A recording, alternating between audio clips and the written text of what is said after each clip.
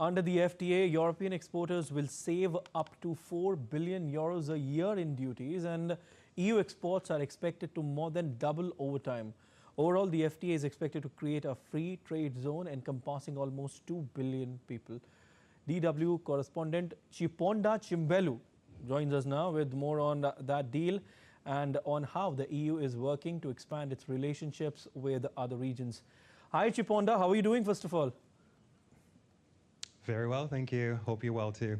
Yeah. What is the latest that you are picking up, and how significant is the EU-India Free Trade Agreement? Well, you brought up a lot of numbers there, which of course do go to show that this is a very significant deal. The EU is actually India's biggest trading partner, and India is the EU's 11th biggest trading partner. So obviously increasing trade between those two partners will result in getting rid of those hurdles that we had, restrictions will result in more trade between the EU and this is of course why and India, and this is of course why the European Commission President Ursula von der Leyen did call this free trade agreement with India the mother of all deals. Yeah. And that is, of course, in response to the current global environment that we have seen with the US tariffs and more export restrictions from China. That has, of course, brought India and the EU closer together. And then, of course, the deal does go beyond trade, which you already mentioned, with defense and security partnership as a part of it as well. So there is more going on there. And it's also still worth noting that this deal still needs to be ratified. And it isn't the only one that the EU, of course, is working on. Definitely, Chiponda, you said that right. It's the mother of all deals. And but tell us, which other trade deals has the EU been working on?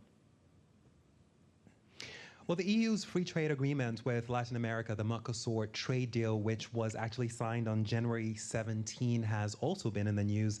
And though that deal has hit another roadblock, and that is because the European Parliament is yet to formally vote on it, because last week EU legislators voted to send parts of the agreement of the deal to the European Court of Justice for a legal check. Now, that is, of course, an agreement that has been negotiated for the last 25 years. And we do see, of course, that with the agreement with the Mercosur countries in Latin America, there has been support, but of course it also has a lot of critics here in Europe, especially from the farming community. There's been many farmers who fear that Europe could be flooded with cheaper and less regulated agricultural products from Latin America. So, of course, while the EU is deepening its ties with other partners across the world, getting these deals done isn't easy. Right. And what more should we expect as Brussels pushes to diversify its global partnerships, Chiponda? Well, the European Union already has preferential trade agreements with 76 countries around the world, and it is considering joining the so-called Comprehensive and Progressive Agreement for Trans-Pacific Partnership, which is a free trade bloc of a dozen Asia-Pacific countries and the United Kingdom. And a free trade agreement with Australia is also in negotiations, and that has been negotiated for years now. But there have been some disagreements over that, over concerns about agricultural products, much like the opposition to the Mercosur deal with Latin America. And of course, that was something that wasn't a major challenge when it came to negotiating that FTA with India. In that regard, we saw more of a concern from India regarding agriculture, which is, of course, a major employer in the country. Still, of course, the EU-India Free Trade Agreement does really show that the old global trading order is gone, and we are seeing realignment with the EU pushing for deeper partnerships with other countries and regions across the world.